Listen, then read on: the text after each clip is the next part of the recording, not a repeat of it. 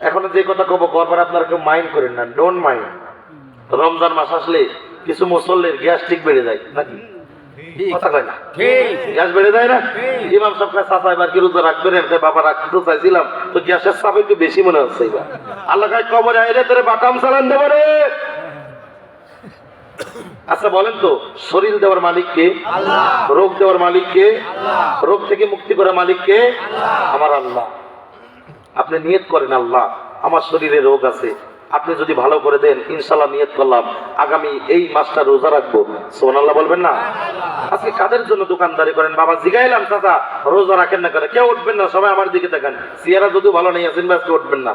Chair আমার যদিও ভালো না, তারপরেও আলেমদের দিকে তাকাইলে সগীরা গুনাহগুলো ঝরে ঝরে পড়ে যায়, মুসাফা করলে সগীরা গুনাহগুলো ঝরে পড়ে যায়, সুবহানাল্লাহ বলবেন না?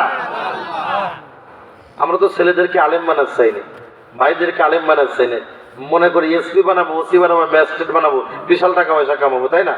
একজন আল্লাহ ওয়াজ করেছিল, একজন দার্শনিক নদীতে উঠেছে নৌকায়। কোন জায়গায় ভাই? ওই নৌকা কিন্তু আবার সেই নৌকা না, আপনারা ফ্যাস লাগাই দিন না, মাঝারি আবার নৌকার ওয়াজ করে গেছে রে। দার্শনিক নদীতে নৌকায় উঠেছে, ওঠার পরে বলতেছে, মাঝি ভাই আপনি কি সাঁতার জানেন? মাঝি ভাই আপনি কি ভূগোল জানেন? বলে না। বলে কয় আপনার তো 4 আনা লস। মাঝি ভাই আপনি কি অর্থনীতি জানেন? বলে না। কয় আপনার তো 8 আনা লস। মাঝি ভাই আপনি কি রাষ্ট্রবিজ্ঞান জানেন? বলে না। কয় আপনার তো 12 আনা লস। এখন নদীর মাঝখানে 5 মিনিট পরে বিশাল ঝড় উঠেছে।